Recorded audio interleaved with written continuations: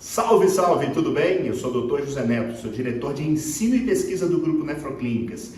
Esse é o Nefrotalks, o podcast da Nefro Academy, braço educacional do nosso grupo. E antes de assisti-lo, inscreva-se no canal, curta, compartilhe e ative as notificações no sininho para receber quando saírem novos episódios. Agora é só curtir, vai lá. Tudo bom? Boa noite. Tô vendo só metade do seu rosto. Peraí, é que... Deixa eu arrumar a minha também, que a minha também tô desfocado. Aí. É que eu tive que... Tudo tranquilo hoje. Nem tem plantão hoje, né?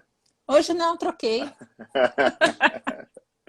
Marilda, assim, tava doido para bater esse papo com você. Eu vejo que vira e mexe você tá aí nos escutando. Isso é um lisonjeio. A gente fica extremamente feliz, porque a gente sabe do seu crivo científico. Então, definitivamente, a gente não deve estar falando muita bobagem aqui. E tê-la aqui hoje, eu tenho certeza que vai ser muito bacana. O agradecimento não só em meu nome, mas em nome de toda a Nefroclínicas aí. A gente tem tentado levar, através da educação, uma maneira, quiçá, nova de enxergar a nefrologia e tentar dar uma melhorada aí nesse ambiente inóspito que a gente anda vivendo. Seja muito bem-vinda. Obrigada. Eu acho que assim, eu comecei a acompanhar e está ficando muito engraçado. Porque normalmente, quando o plantão está tranquilo, eu consigo entrar, né? E aí, de repente, eu só vejo o residente que está de plantão comigo chegando. O que está acontecendo? Aí senta do lado, começa a ouvir, aí começa a anotar. É muito interessante. Porque é um jeito leve de estudar, né? Então, eu acho que essa é a grande coisa. A gente que é apaixonado pela nefrologia, fica gostoso falar disso. E eu costumo dizer que é fazer a tradução daquilo que eventualmente está no livro, está no artigo, mas que no dia a dia a gente sabe que, eu costumo dizer que na teoria, teoria e prática são a mesma coisa, mas na prática não. Então, definitivamente, essa é uma forma da gente, principalmente, conversar, trocar ideia, ver como é que você faz, como é que eu faço, e isso definitivamente acaba agregando a turma que está nos assistindo também, sempre está dando palpites. Eu acho que é uma maneira legal, eu acho que você captou bem qual que é a ideia disso aqui. Mas antes da gente começar, eu queria te perguntar uma coisa. Como é que é a história da Marilda Masali? De onde ela vem, onde ela se formou, até ela chegar no que ela é hoje? Bom, Marilda, eu brinco que eu sou puro sangue Unicamp, né? Eu fiz faculdade aqui, residência, mestrado, doutorado, aí eu virei professora, aí depois que eu virei docente, eu saí para fazer o pós-doutorado, e depois do pós-doutorado eu voltei de novo para cá. Então, a parte da minha vida que eu não estava na Unicamp, eu estava em Sorocaba, que é de onde eu sou. Mas eu já virei campineira, eu estou aqui esse ano completo 40 anos de Campinas, então é um tempinho bom. E aí eu saí, meu único tempo fora da Unicamp foi para fazer pós-doc, que eu fiquei com um cidadão muito simpático, que foi uma das melhores pessoas para você fazer pós-doutorado, que foi Richard Johnson. Eu fiquei 2 anos com ele, Definitivamente você não ficou com qualquer um, hein? Então, pois é, e ele acabou, e a ideia, eu acho que a grande coisa é assim, mais do que um cara genial, um grande mentor, ele é uma pessoa muito agradável e muito agregadora. Eu acho que esse é o maior ensinamento, que você consegue fazer pesquisa, você consegue fazer ciência, você não precisa brigar com ninguém, você pode fazer trazendo todo mundo para trabalhar junto, e fica muito mais fácil fazer assim. Esse acho que é o maior aprendizado. Tudo bem, teve um monte de coisa boa, a gente trabalhou muito, apareceu um modelo novo, apareceu patente, apareceu um monte de coisa. Foram 2 anos extremamente produtivos. Eu voltei, mas eu continuo com um laço com ele. Então, de vez em quando, a gente ainda consegue fazer alguma coisa junto, se bem que é muito difícil com a nossa condição de pesquisa agregar qualquer coisa à condição de pesquisa americana, mas o que a gente consegue, a gente faz um pouquinho junto. E aí depois eu voltei, vim para cá e voltei a trabalhar no transplante junto com o professor Gentil. E aí, à medida que o Gentil ficou doente, eu acabei assumindo, e eu estou à frente do transplante. Esse ano faz 10 anos que eu assumi a coordenação. Maria, você me lembrou da live da semana passada. Uma das coisas de diferente da Nefro Academy é trazer também pessoas que não necessariamente trabalham com assistência ou com pesquisa. E semana passada eu falei com o Guilherme Salgado, que é um empreendedor nato. Uma das coisas mais marcantes do nosso bate-papo tem muito a ver com o que você acabou de falar, que é o networking. É estar próximo de pessoas, e eu acho que isso independe se é na área da pesquisa, se é na área do empreendedorismo, se é na vida, né? A hora que você faz amigos e que você realmente entrega valor para essas pessoas, e às vezes são contatos pequenos, não são contatos gigantescos, mas isso te abre portas. E tem muita gente que briga por nada, né? Briga por algo que definitivamente não vale a pena. Então... Mesmo porque daqui a alguns anos o máximo que a gente vai ser é uma referência bibliográfica. Nada muito além disso. É, boa. E defasada, o que é mais triste. Putz, aí tá cada vez mais rápido, né? Não sei se vai demorar tanto tempo. Marida, você é realmente uma grande referência no transplante. O transplante sempre foi algo que você mirou ou ele te abraçou e ele te engoliu? Então, eu comecei a residência em 87. Começamos juntos, eu e a ciclosporina. Então, quando eu comecei a engatinhar no transplante 88, 89, que foi o período que eu fiz residência, fiz de 87 a 89, estava começando a ciclosporina, estava começando a ter transplante com doador falecido. O Gentil era um apaixonado, você conheceu, ele era apaixonado pelo transplante, e o bichinho do transplante me mordeu. Eu acabei começando a acompanhar o Gentil e trabalhar junto com ele, que apesar de nós sermos diametralmente opostos, a gente trabalhava muito bem junto. E aí eu fui fazer o meu mestrado, eu ia fazer o mestrado em experimental, aí eu tive alergia a pelo de rato, não pude fazer o experimental, só consegui fazer experimental quase 20 anos depois, quando eu fui para os Estados Unidos. E aí eu comecei a procurar coisas, e vamos organizar, vamos começar, e aí eu fui indo e acabei ficando no transplante. Sempre fazendo um pouco de nefrologia geral. À medida que o transplante cresceu e tomou a dimensão que ele tomou, fica um pouco mais difícil você fazer tudo que você gosta na nefrologia. Então, o que a gente tenta fazer aqui é fazer um ambulatório de acompanhamento de transplante como se fosse um acompanhamento de nefrologia geral mesmo. Então, a gente está monitorando, fazendo tudo o que a gente faz com o mínimo de encaminhamento possível. Então, o pós-operatório, esse ambulatório de manutenção, ele é um ambulatório de clínica mesmo. A gente brinca que é clínica médica plus. E a ideia, né? Vou te falar assim, é algo que a gente vê acontecendo justamente o diametralmente oposto, né? Eventualmente se lembra que o paciente transplantado é um renal crônico que tem, por exemplo, um hiperpara, que pode evoluir com um quadro de anemia, que pode chegar num quadro de acidose, e esquece-se isso em detrimento, muitas vezes, de uma imunossupressão, de um controle que está extremamente superficial. E aí, na realidade, a gente poderia aqui ampliar o espectro, mas eu queria aproveitar a sua expertise em vírus, porque vírus tem uma apresentação já, de modo geral, inespecífica na população geral. No renal crônico, também. Mas no transplantado, minha amiga, a coisa aí realmente bagunça tudo, né? Eu queria saber de onde veio esse seu encantamento e esse seu desejo de estudar mais o quadro dos vírus. Explicar a minha trajetória é uma coisa um pouco complicada, porque eu sou muito curiosa, então eu vou atrás de coisas que... Então, só voltando um pouquinho, se a gente pensar friamente, o transplante renal é um modelo experimental de doença renal em humano. Você vê a doença começar. Você consegue entender a história natural de doença se você prestar atenção. Você vê ela começar e ver desenvolver. Quando eu voltei dos Estados Unidos, eu precisava colocar meu laboratório para funcionar. Tá? E estava começando a aparecer a história do polioma. O polioma estava começando a aparecer os primeiros relatos e eu precisava de uma coisa. Eu voltei em 2001. Tá? estava começando a ter os primeiros relatos do finzinho de 2000, comecinho dos anos 2000, e eu tinha já visto algumas coisas, porque quando eu estava no Texas, na Baylor, o hospital em frente ao nosso era a Universidade do Texas, e a gente tinha reuniões conjuntas. Então, o meu laboratório reunia com o laboratório do Barry Cahan para discussão. Então, dava umas discussões boas.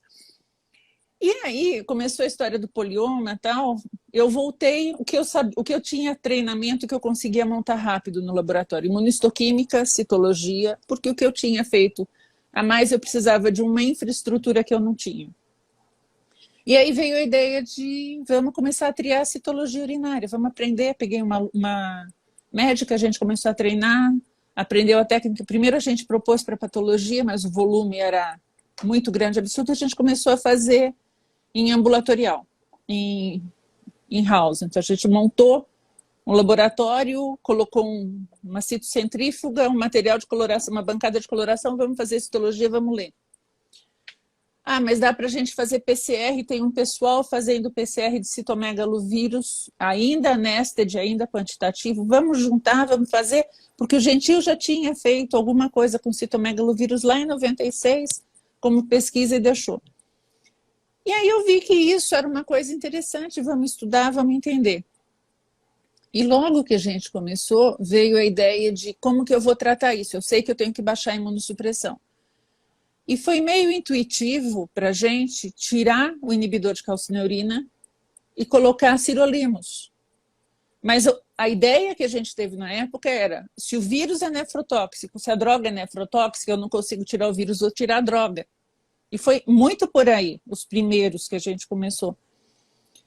Mas não tinha um racional. E aí depois, quando você começa a estudar, quando começam a aparecer os estudos de 2008 com subpopulação linfocitária, você vê que aquilo que a gente fez completamente intuitivo, sem a menor racionalidade, ele tem toda uma base teórica por trás que te justifica.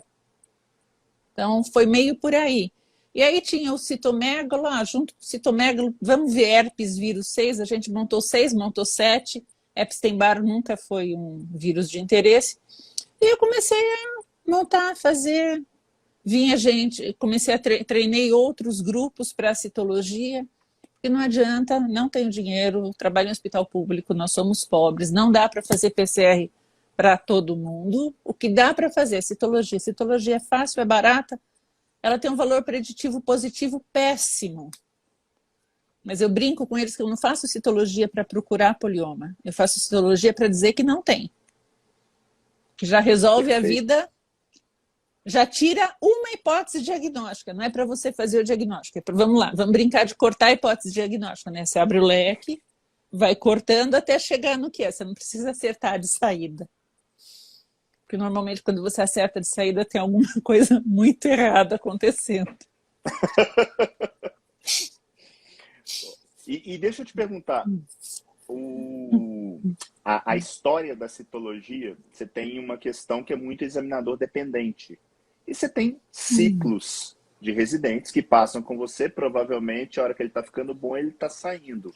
Então, isso acaba mexendo aí no seu dia a dia? Como é que funciona isso? Você acredita que eu não tive residentes interessados em ler citologia? Sério? Sério. Ué, essa para mim foi uma grande surpresa. Porque... também, para mim também, a gente oferece, tá bom, qualquer hora eu vou lá e eu acabo eu mesma lendo, eu e mais um médico, nós lemos todas as citologias até hoje. Eu, um médico e uma técnica, nós lemos todas as citologias. As 18 mil citologias foram lidas por nós três. Assim como as antigenemias são lidas por mim e por um outro médico. O laboratório está lá, a porta está aberta. Eu já falei que é assim. Eu aprendi algumas coisas. Se não me perguntam, eu não respondo. Se ninguém bate na minha porta, eu não vou abrir. Então, tá lá. Quem tiver interesse, vai. Eu já abri para gente de fora. Já treinei pós-graduando, mas... é triste. Essa é a parte triste da brincadeira. Então, Mas às vezes, quando você tem muita informação, quando você tem tudo muito fácil, você não vai atrás, né? Para que eu vou precisar ler se eu já tenho o resultado escrito no prontuário? E deixa eu aproveitar, então, já que a gente começou a falar do polioma. Pelo que você está me dizendo, você começou a tratar polioma de uma forma intuitiva, baseada num racional que sim tinha efeito.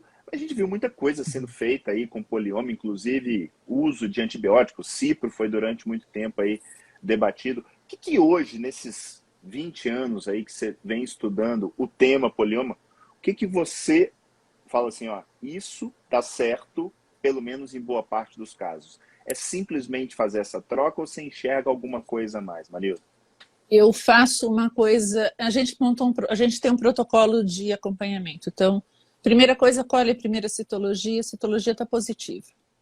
Primeira coisa, olhar nível de tacrolimo. Tá? Nível de tacrolimo está acima de 6, baixa. Por quê? De novo, volta para a bancada. Tem alguns estudos mostrando, e tem agora dados do programa pediátrico europeu mostrando que níveis mais altos de tacrolimo aumentam o risco de proliferação de... Não é que ele aumenta o risco, ele diminui a capacidade de você clarear a virúria. Tá. Porque o tacrolimus, ele inibe linfócito T, produtor de interferon específico contra poliomavírus, e você encontra isso a níveis sanguíneos acima de 6 nanogramas. Ciclosporina também inibe linfócito produtor, só que com nível acima de 3.000. A gente não costuma usar 3.000. Então, primeira coisa que eu faço isso, baixo tacrolimus, repito, dali um pouquinho de tempo, a citologia. Você precisa, em média, de 8 a 12 semanas para a citologia negativar. Então, não adianta repetir em uma semana, 2, então, repete depois de umas 4 semanas. Citologia negativou, provavelmente o que eu tive foi só uma virúria transitória por overimmunosuppression. Deixou. Virúria está positiva ainda. Aí eu associo ciprofloxacina. E você mantém esse ciprofloxacino em dose terapêutica? 250 miligramas profilático, tá? Porque, de novo, não é dose total, é efeito idiosincrásico de droga, né? Não é droga dependente. Então, a gente mantém 250 e vai observando. A despeito da função renal? A despeito da função renal. 250 você consegue usar com uma taxa de filtração menor. Alguns pacientes só precisa prestar um pouquinho de atenção para espaço QT e aí qualquer coisa você espaça, porque ele pode alterar o eletrocardiograma. Repetir, negativou, beleza, vou esperar 3 negativas, vou suspender o cipro e tá de boa. Terceira cito positiva, sinto muito, você vai para biópsia. A creatinina não subiu, não interessa, vai para biópsia e aí eu coleto sangue para PCR, tá? Que eu não estou conseguindo fazer, mas eu estou deixando isso estocado ainda. E aí, a depender da biópsia limpa fica como hipótese de polioma presumido. Eu vou tentar tirar o tacrolimus e colocar sirolimus no lugar. Se o paciente não tolerar, tiver contraindicação para sirolimus, switch de tacro para ciclosporina. E o micofenolato continua como se nada houvesse, porque o micofenolato tem muito pouca influência nessa situação. E aí eu acompanho. Se por acaso eu biopsiar tiver muita lesão, aí cai o micofenolato, cai tudo, fica só o sirolimus, ou se não tiver condição, paciente hipersensibilizado, ciclo e asa. E aí eu vou manter isso e vou acompanhar. O que a gente já viu? Que se você biopsia precoce, você intervém precoce, ele vai longe. Se você já você já detecta na biópsia um nível de polioma B2, independente do que você faça, ele vai fazer virúria.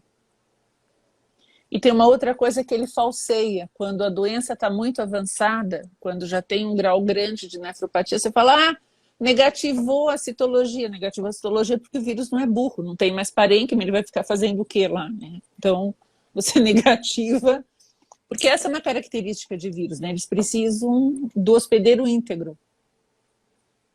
Então, é isso que a gente faz. Exatamente. Diferente de bactéria, né, que mata o hospedeiro. que é um bicho buco, né? O protocolo de vocês aí começa a fazer esse rastreio quando e vai até quando? Eu começo no primeiro mês, tá? Paciente que tem DGF, eu retardo um pouco. Porque quando você pega a curva de recuperação da necrose tubular aguda, você tem uma urina que tem muita célula urotelial, então ela te dificulta a avaliação. Como a gente está com uma incidência baixa de DGF, eu voltei a fazer com 30 dias. Então, a primeira citologia com 30 dias, 3 meses, e aí a cada 3 meses até 2 anos. E aí só se variar a creatinina ou se eu fizer fazer plasmaférese e tratamento de rejeição, senão fica de boa. E quando a gente olha para a literatura e o que você faz aí do seu jeito, simples, honesto, dentro de casa, sem fazer nenhum alarde, como é que estão os seus números em relação a quem tem dinheiro para gastar? A evolução é muito parecida, né? A gente está fechando agora, isso vai virar o mestrado de uma ex-residente. A gente vai fechar os primeiros 100 casos, que a gente já tem pelo menos 4 anos de acompanhamento. E é isso. Se você... O que é difícil? É quando o paciente é hipersensibilizado ou quando você não tem para que droga correr. Eu tinha um pouco de receio de colocar a ciclosporina por conta da história da nefrotoxicidade, mas eu tive 3 resgates recentes com ciclosporina que me deixaram bem animada a alternativa para sirolimus. São 3 casos, e assim, a evidência sou eu, mas acho que a gente precisa ampliar e é uma alternativa, né? Nível Z99 de evidência, mas... Eu falo que a evidência, o grande problema das pessoas com ciência é que elas começam a usar a ciência de uma maneira, no meu modo de ver, errada. A ciência é um meio, ela não é um fim em si mesmo. Ela é simplesmente uma maneira de te ajudar. Porque na hora que você está na frente do seu Zé, você tem que definir. E, eventualmente, você não tem uma evidência que suporte aquilo. E numa situação dessa, o desfecho esperado é trágico, né? É a perda do órgão. Então, é diferente você falar que está fazendo alguma coisa para um desfecho futuro que saque a preocupação da pessoa. É muito diferente. E eu falo que, quando eu comecei a estudar o tema, eu virei um xiita do ensaio clínico randomizado. Hoje, felizmente, eu consigo enxergar isso com muita clareza, que a ciência ela é como se fosse uma bengala para a gente ajudar a gente a transpor aqueles locais mais complexos. Mas tem hora que, infelizmente, a gente não tem uma resposta pronta, né? E não dá para chegar para o seu Zé e falar assim, ó, espera que a gente ainda não tem estudo. A gente tem que tomar uma decisão, né? Então, vejo isso com muito bons olhos. É assim, é aquela pergunta, às vezes você toma uma conduta no ambulatório, você olha e fala, vamos fazer isso. Por quê? Porque, assim, é feeling, né? É feeling, é tempo, né? Tanto tempo fazendo isso, tem uns que você olha e você fala, talvez isso funcione. E aí a gente começa a voltar, e aí tem uma lógica você voltar para as drogas antigas. Com as drogas antigas a gente não tinha isso. O marido tem o grande... Eu falo que é o avô da medicina baseada em evidência, o David Sackett. Ele tem, na realidade, um gráfico que é clássico. Muita gente acha que medicina baseada em evidência é sobre evidência pura. Não, ela é uma interseção da melhor evidência com a experiência clínica, com os valores e preferências do seu paciente. E é óbvio que à medida que a gente vai envelhecendo, graças a Deus, você tem que ganhar alguma coisa. E essa experiência é isso, né? De entrar num quarto, bater o olho e falar assim, leva para o CTI. E a pessoa às vezes te pergunta assim, mas por quê? Leva, não está bem. Leva, e aí 6 horas depois aquela pessoa está às vezes entubada, já toda monitorizada. E você não tem necessariamente uma coisa que vai te justificar aquilo. Mais uma vez, para mim, estou totalmente, amplamente de acordo contigo. Para a gente fechar essa questão do polioma, a frequência hoje que você acha, na verdade, a incidência sua é alta, baseado que a gente cada vez mais vem pesando a mão na imunossupressão, ele tem aparecido com mais frequência? Então, aí de novo eu tenho um problema que chama-se efeito centro, que é característica do meu centro. Primeiro, desde o Symphony, eu trabalho com exposição baixa de inibidor de calcineurina. Tá? A gente tem um outro protocolo grande que é calcineurina free. Eu tenho mais de 300 pacientes que, depois do tempo, receptor de rim de cadáver também, inibidor de calcineurina, saiu da jogada. Eles estão só com microfenolato e corticoide, e muito bem, alguns deles quase com 18 anos, sem inibidor de calcineurina. E sem colocar inibidor de TOR no lugar. Então, já é uma característica do centro minimizar a imunossupressão. E essa turma você induziu? Na média, obviamente, que eu estou falando. A maioria, os muito antigos não, e a gente induziu um período com Basilix e agora a gente está fazendo 100% indução contínua. Qual que é a dose Tá. que vocês têm usado? 3, 4,5 e 6 a depender do grupo. 3 para doador padrão, receptor padrão, 6 para hipersensibilizado e 4,5 para rim inflamado, doador em insuficiência renal aguda, que a gente tem muito, e doador expandido. Aí eu faço 4,5 para fazer menos tacro. E a gente tenta minimizar o tacrolimus, óbvio, os hipersensibilizados são uma outra história. Mas a incidência não é tão grande. E a outra coisa que é um fator de risco para polioma é DGF. E a nossa DGF é 20%. Então, eu tenho uma DGF muito baixa. Então, isso permite trabalhar menos. Mas a gente começa a monitorar precoce. Então, tem isso também.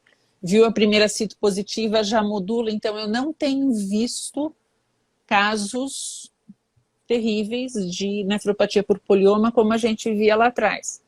Nessa compensação, eu tive um caso agora que ele bate todos os recordes, né? Ele é um receptor que ele recebeu um rim policístico. What? Sim. Então, o rim tinha alguns cistos e depois desenvolveu, tem um rim todo cheio de cistos. Caraca! Que não é contraindicação para transplante com 0,8 de creatinina. Teoricamente, Eu quando nunca você vi. muda, Que você pode fazer. maluco. Quando você muda o hospedeiro, você estabiliza a progressão. Ele estava com virúria positiva e aí ele parou de tomar remédio. Aí ele fez uma mediada por anticorpo e a gente não tem como biopsiar. Nossa Senhora, Jesus Mentaliza, toma conta. respira fundo, Essa é pra vamos meditar. lá. Vamos parar um pouco. Vamos lá. Ele precisa de imunossupressão, azatioprina e ciclosporina. Eu não consigo biopsiar esse rim porque o risco de dar problema é maior. Como nós vamos fazer? Imunoglobulina. Fizemos imunoglobulina de resgate. Sumiu o anticorpo. Negativou a citologia. Ele estava feliz da vida com os cistos dele, lépido e saltitante com 1,9 de creatinina. É assim, o que a gente vai fazer? Imunoglobulina, parece que tem um artigo lá atrás que diz que imunoglobulina funciona. É imunoglobulina hiperimune, tem para tudo, bora lá. E resolveu, mas é assim, é anedótico. E esses casos é aquele que Sem a gente plasmaférese. sem férese. Não era tão alto, ele abriu um A e um DQ com coisinho baixo, ele tinha assumidamente parado de tomar medicação, a gente fez a timo e fez a imunoglobulina. Caso E legal, hein? E foi no meio da pandemia da Covid, e a gente já falou, melhor não internar para fazer férias, vamos deixar, vamos fazer timo, timo eu interno 3 dias, vai embora, imunoglobulina eu faço ambulatorial, em esquema de hospital dia, e foi. Incrível, bem legal. Bem legal para a gente, inclusive, fechar um pouco esse tema e conversar um pouco a respeito do citomegalo.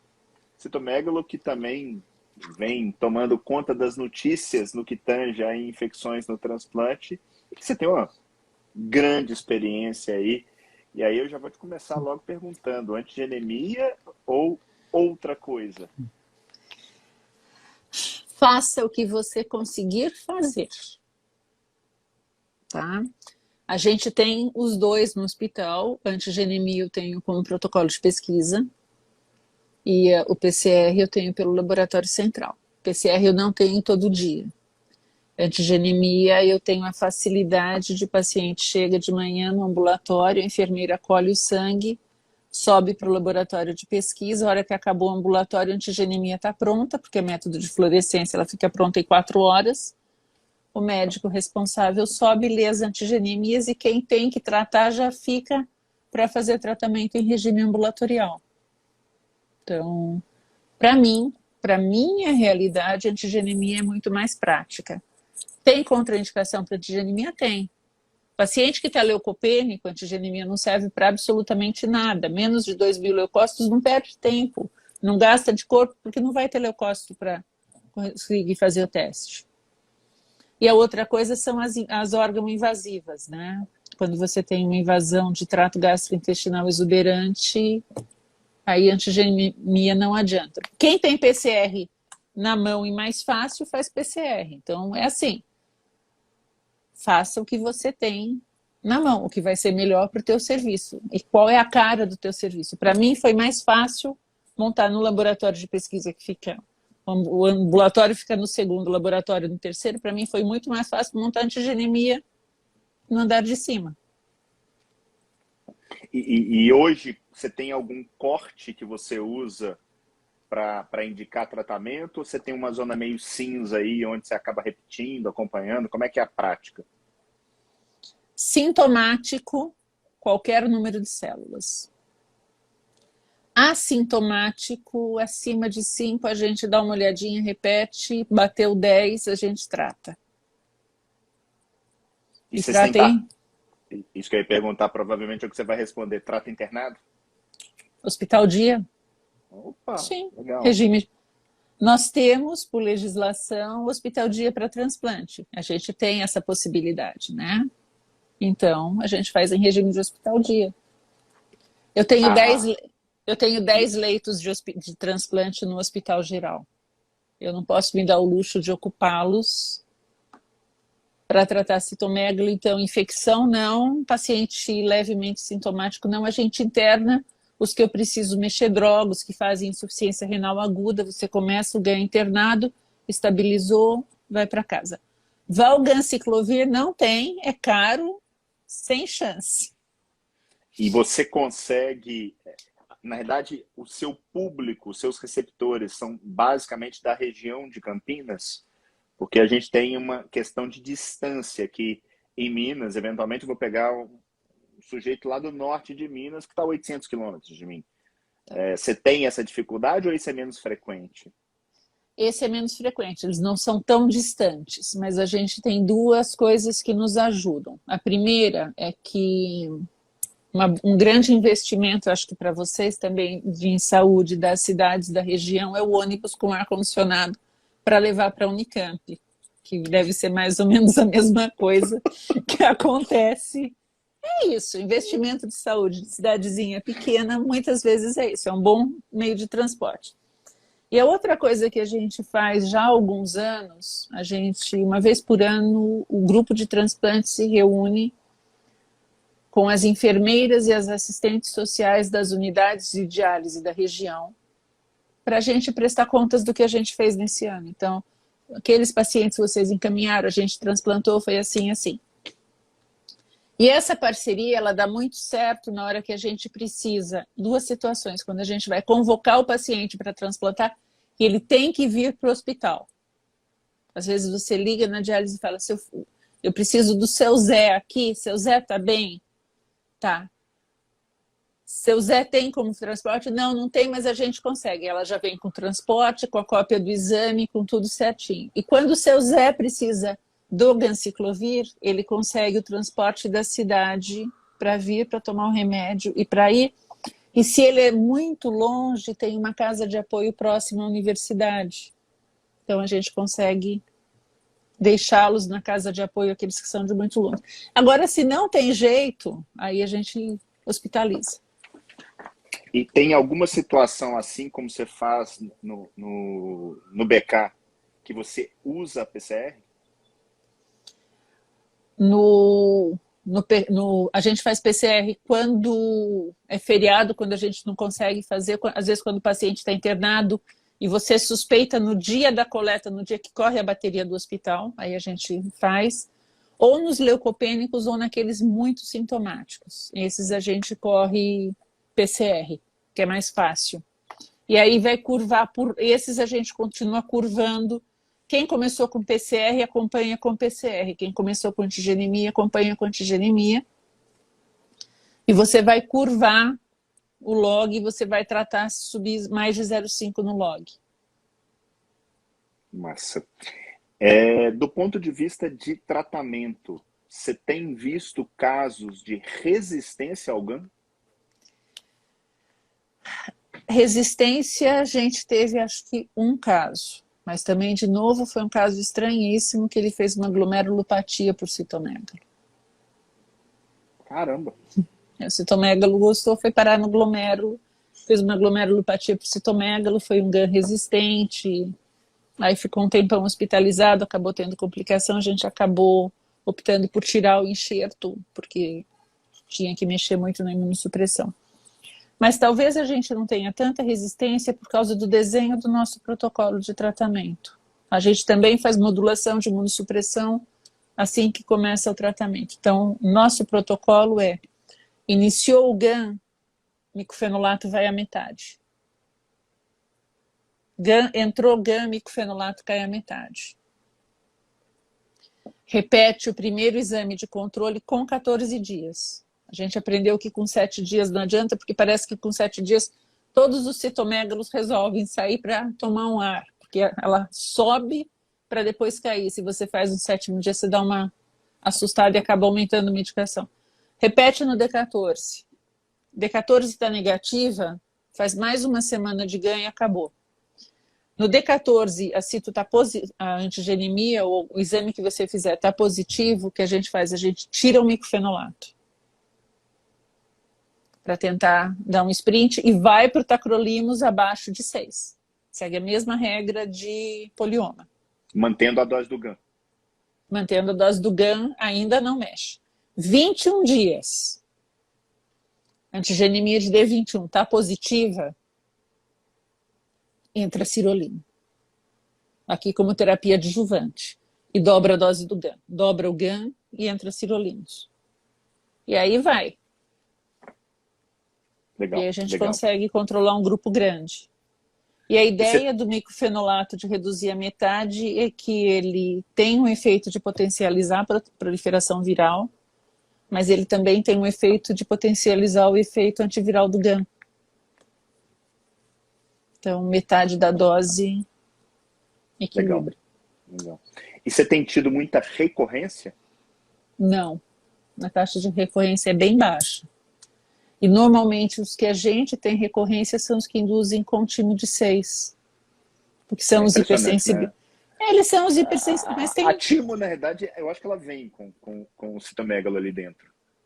Não é dose dependente. Não, é o 6. Concordo com você. Mas é porque, à medida que você aumenta a dose, você vai bloqueando o receptor de mais células. Quando você passa de 4,5, você bloqueia a célula dendrítica. Agora que se você bloqueou a célula dendrítica, o polioma ficou sem casa, meu amigo. Você tirou ele da casa dele. E é por isso que a gente tem... E você tem alguma experiência da timo em dose mais alta, no caso 6, iniciando com o inibidor de TOR? Não. Eu não inicio o inibidor de TOR também, de novo, por uma questão simples. Eu trabalho num hospital escola, que uma boa parte das cirurgias, os residentes da urologia entram em quase todos os transplantes. Então, eu tenho uma equipe jovem operando e eu não gosto de usar uma droga que retarda a cicatrização, por menos que diga que com dose baixa é. E eu continuo achando que inibidor de TOR não é uma droga boa de saída. Legal. Você precisa de muito tempo, você precisa de pelo menos 15 dias para conseguir nível terapêutico. Então, fica um pouco descoberto demais. E inibidor de calcineurina para essa fase inicial, tem que bloquear a interleucina 2, senão você não vai conseguir resposta. Realmente é um famoso cobertor curto aí, né? Porque você acaba nessa situação, eventualmente você pode ficar meio descoberto, mas você teria timo aí para cobrir. Mas eu acho que só a justificativa aí do residente operando, eu acho que já é bem plausível para. E tem uma outra coisa, né? Timo também dá plaquetopenia, dá anemia, sirolimus também dá, e você não sabe quem que está depletando medula. Então foi uma opção de serviço a gente não sair com inibidor de TOR. Legal. Covid, Marilda, como é que foi sua experiência aí desses quase 2 anos dessa pandemia? O que aconteceu aí com a turma? Que foi qual que é a sua impressão, assim, o panorama geral? A impressão que eu tenho, assim, a gente teve de tudo também, né? E a brincadeira é assim, o que a gente aprende para citomegalo, polioma e Epstein-Barr não se aplica à Covid. Porque a gente está falando de grupos de vírus completamente diferentes, a gente está falando de DNA envelopado para RNA. Polioma, citomegalos, DNAs, eles são do bem, eles gostam de ficar latentes, eles são sossegados, ele acha um canto na célula, ficam lá. Se a gente não mexer com ele, ele continua lá. O Covid, ele é um vírus RNA, então ele replica muito rápido e ele muta muito rápido. Então, o que a gente mexe, talvez a abordagem melhor para a gente seja a abordagem de sepse. Compará-lo com uma bactéria, porque ele também gosta de matar o hospedeiro. É um vírus rápido, mas é um vírus burro, né? Ele mata o hospedeiro. O que a gente viu? A gente seguiu muito quando apareceu... Primeiro que a gente não parou de transplantar. Essa foi a primeira coisa. A gente manteve nosso volume de transplante com algumas adaptações. Segundo, que a gente acabou montando, seguindo aquele guideline europeu, de que vai graduando, de acordo com a intensidade, retira uma ou outra droga, e a gente optou por baixar. De novo, tacrolimo abaixo de 6, preciso de imunidade inata. Então, assim, preciso de imunidade inata, tacrolimo está abaixo de 6. E tirar o micofenolato, porque ele é um vírus que, assim como o vírus da dengue, ele tem um tropismo para medula, para depressão medular muito grande. Então, a proposta foi, baixa o tacrolimus, tira o micofenolato, aumenta a corticoide. O paciente está mais grave, está hipoxêmico, sai tudo, deixa só o corticoide. Recuperou, vou voltar com o quê? Volta com ciclosporina. Ciclosporina nessa situação é segura. Ciclo, se tem medula para tal, faz asa, se não tem só ciclosporina, estabiliza, recupera, faz a recuperação, faz o catch-up, recupera, estou feliz, estou contente, aí eu vou voltando com a imunossupressão de base que eu usava. E aqui volta primeiro o inibidor de calcineurina, isso é um protocolo de sepse de 2008, que o pessoal fez isso. Então, como ele se manifesta muito como sepse, é um quadro pulmonar grave, a gente acabou fazendo isso. E a gente trouxe isso da epidemia de H1N1 de 2013, que a gente fez isso também. A gente fez esse esquema de modulação e funcionou. Então, e funcionou bem. Tivemos óbitos? Tivemos. Os óbitos foram nos pacientes mais velhos, obesos, diabéticos, como esperado. Se bateu com o que a gente viu na população geral, né? Uhum. E você que não parou o seu programa de transplante, você viu muita gente recém-transplantada com Covid ou foi basicamente transplantados antigos? Os transplantados novos, eu tive 2 casos que a gente coletou o PCR, transplantou o PCR e veio positivo. Aí eles foram para o covidário, ficaram em observação e tiveram alta sem maiores problemas. A impressão que dá é que aqueles 500 miligramas de metilpred que a gente faz no começo, ele dá uma acalmada. Os quadros mais graves foram dos pacientes mais antigos, que estavam com pouquinha imunossupressão, dose bem baixinha de corticoide, e que estavam sassaricando, né?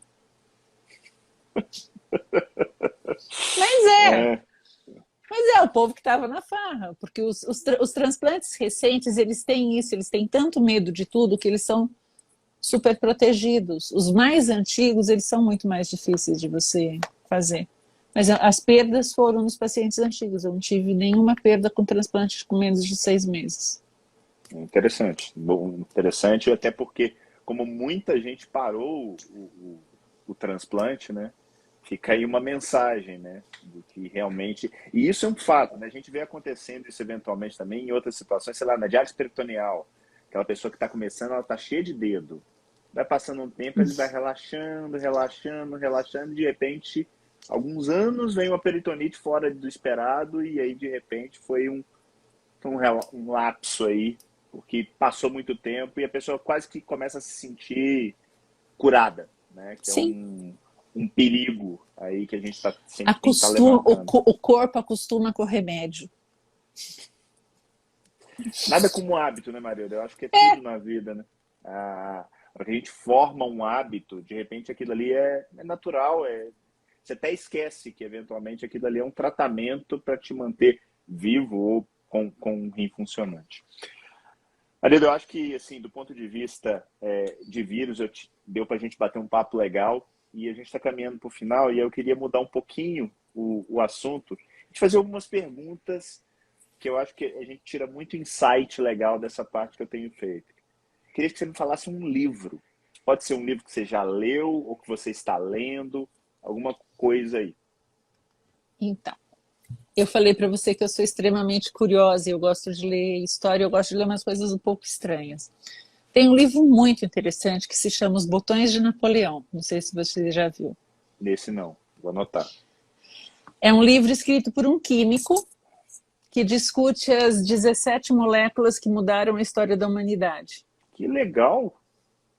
E ele se chama Os Botões de Napoleão por uma história muito engraçada, que é como que o exército de Napoleão foi derrotado na Rússia. Existem inúmeras hipóteses, versões, e uma delas é por causa dos botões. Porque os botões do exército de Napoleão eram feitos de estanho. E estanho em baixa temperatura, ele degenera e vira pó.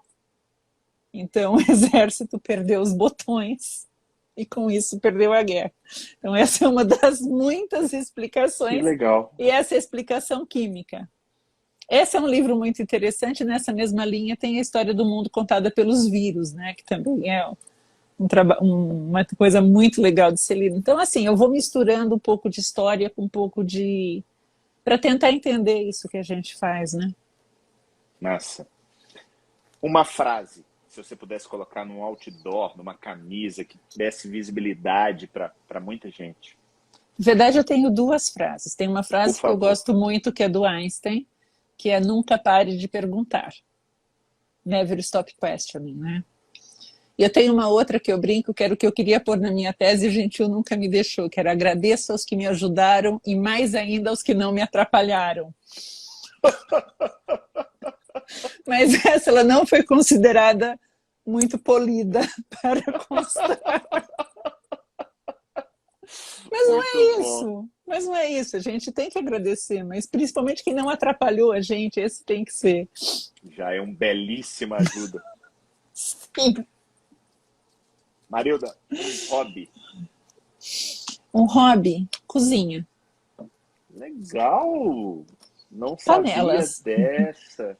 Panelas. Preferencialmente no fogão a lenha. Oh, que aí mineira. fica... Bem não, Sorocaba, não, interior de São Paulo mesmo, né? Qual que é o prato de preferência? Eu gosto muito, muito, muito de fazer feijão com tranqueira. Entendi. Estou gostando disso. Estou precisando ir a Campinas. Feijão com mas o fogão a lenha fica em Sorocaba. Ah, não é longe. Não é longe, é perto também, dá do mesmo jeito. E queria uma mensagem final sua para a turma que está nos escutando. Tem muita gente jovem aí, muita gente, eu diria até meio desiludida com a nossa profissão. E eu queria uma mensagem sua para a turma que está até agora aqui nos assistindo. Eu acho que assim, o que a gente faz é árduo, é pesado. Volta e meia a gente entra em burnout, mas se a gente gosta do que a gente faz, a gente não cansa.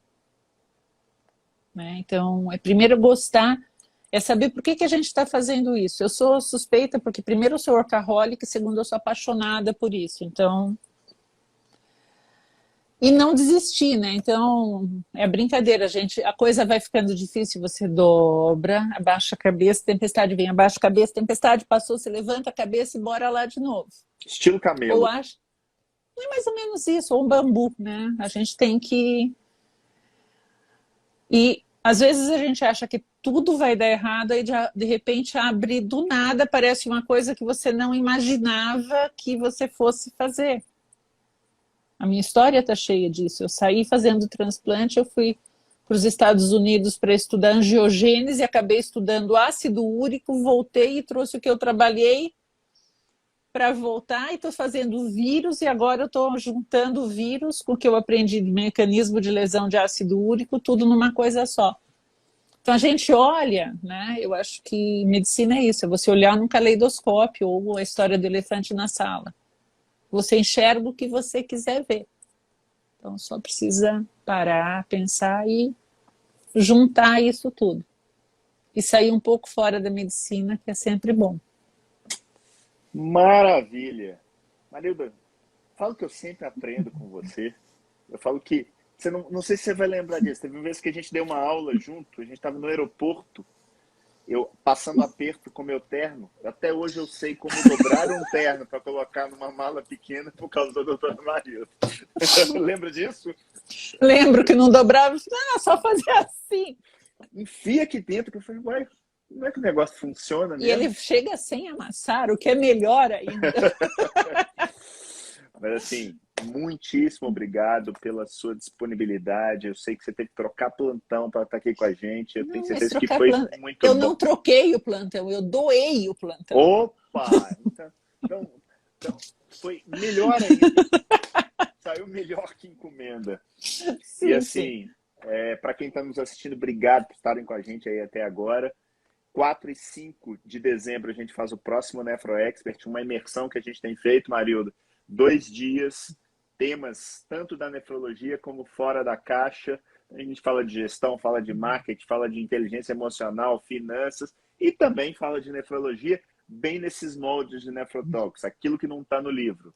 No domingo a gente tem mentorias, é algo assim que veio realmente para mudar a forma de educação dentro da nefrologia.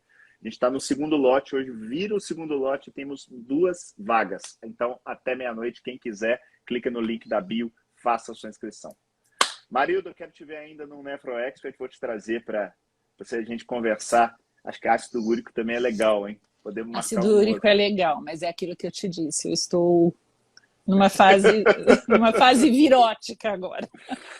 Mas eu acho que ácido úrico a gente pode parar e pensar e discutir, que eu acho que tem muita coisa. E de repente a gente consegue chamar o pai do ácido úrico. Legal. Gostei da ideia. Eu sei. Muito obrigado. Beijos. Com Deus. Até a próxima. Valeu, gente. Grande abraço para Até. vocês. Tchau. E aí, gostou do nosso episódio? Se sim, curta, compartilha, deixa seu comentário, se inscreve no canal e não deixe de ativar as notificações no sininho para receber quando saírem novos episódios. Valeu, até a próxima!